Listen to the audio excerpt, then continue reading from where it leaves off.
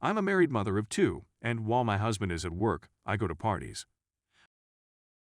I'm 36, I've been married for 12 years, I have two girls, and I've been cheating on my husband for the last year and a half. I attend parties a few times a month when hubby is at work and my children are at school. It's fantastic. It's entirely transformed my life, and I have no regrets or guilt about anything. Backstory. I was bored and dissatisfied in my mid-30s. I'm not sure why, except that I was sick of being a wife and mother.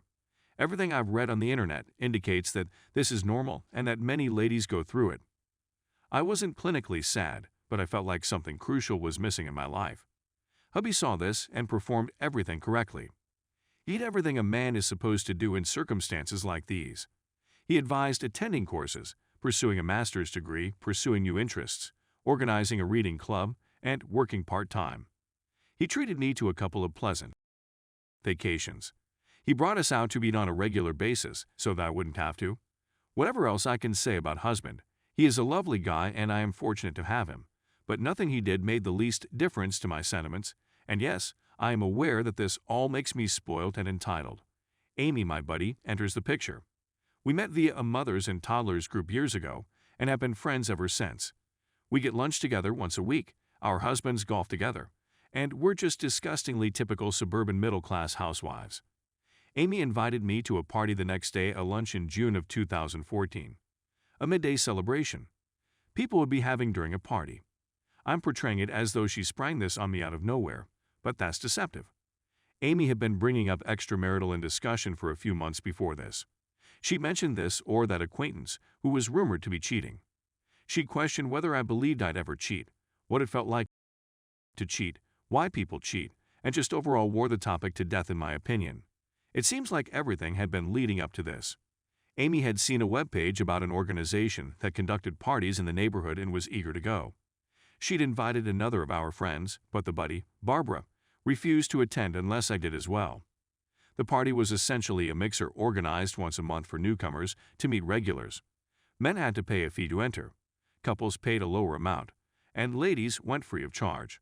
I agreed to attend, but it wasn't for at the time. It was all about the hilarity of going to a party with the gals while our husbands were at work. I had no intention of having intercourse with anybody.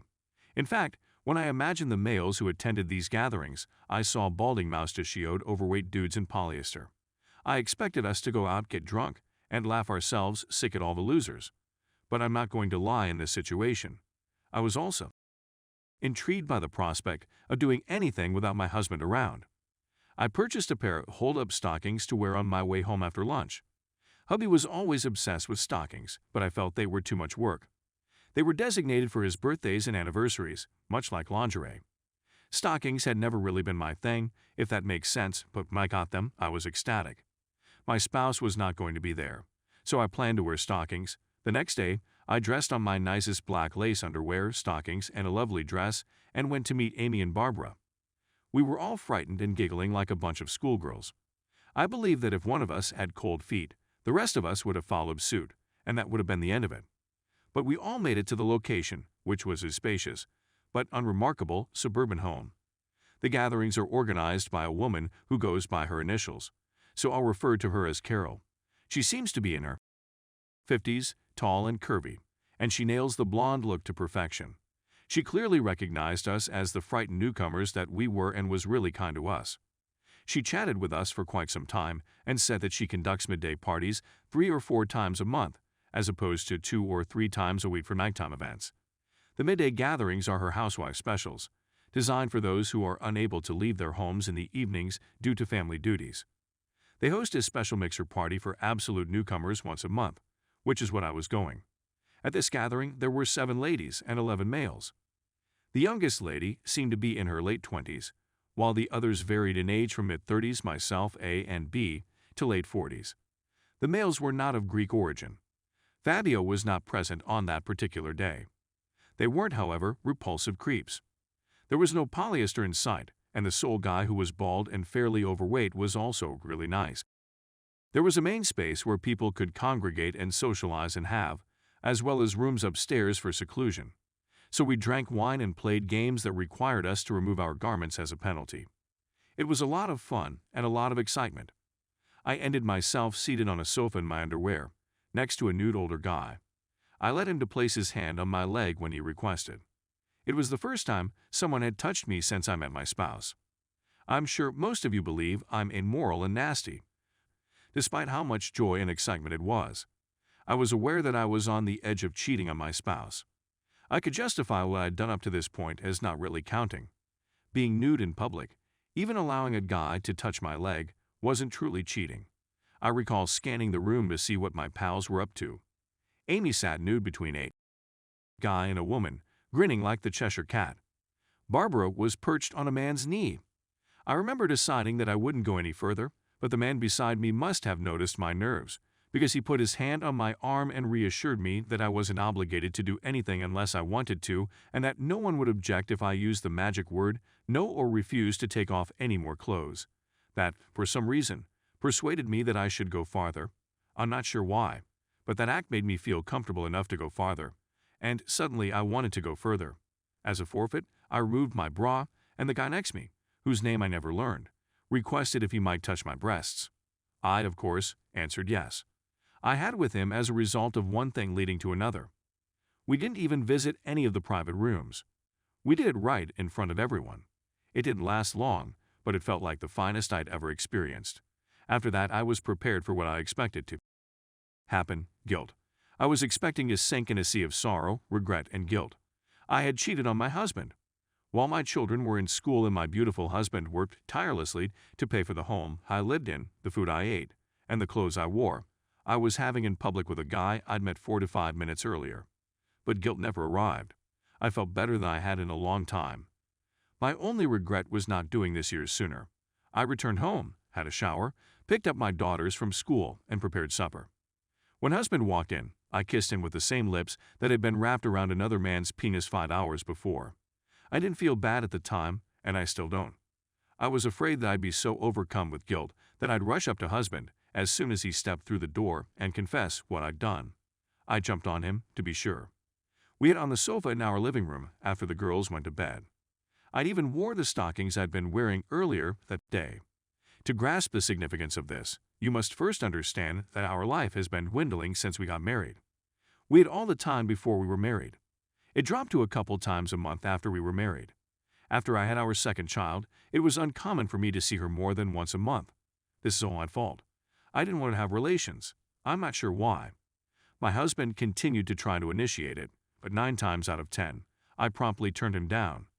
To the degree that I feel guilty about my marriage, it is entirely because of how I treated my husband in the past, not because of the I've been having with other guys.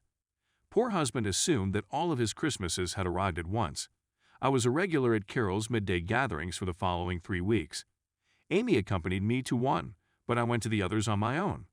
My week was made complete by the celebration. Hubby would leave to work, I'd drop the daughters off at school, I'd spend the morning getting ready and looking my best, then I'd throw on some lingerie and something and go to the location. The first party I'd attended was a mixer designed to expose newcomers to the idea. The other parties were unique. Some were themed, there were fewer activities, and although everyone was polite, it was much more blatantly than the previous party. I had with 5 guys over the following 3 weeks, including the obese, bald, very plain man who had been so lovely at the first party. He didn't seem like much, but his personality made up for it, and he was terrifyingly amazing at oral. Every time I went to a party, I was giddy for days following. My spouse and I's life increased from once a month to at least 3 times a week. There were a number of things I wouldn't do before on the few times that we had, but now I do them all joyfully. With all of these other individuals made me value my life with my husband even more. I got rid of all of my tights and replaced them with stockings, proper ones, not hold-ups. I wore lingerie every day and made sure my spouse was aware of it. We'd exchange emails and messages while he was at work, something we'd never done before. I joined a gym and resolved to achieve a scrumptious mommy figure. My life has improved enormously in the year and a half since I started attending these events, as has hubby's. He's happy now, I'm happy now.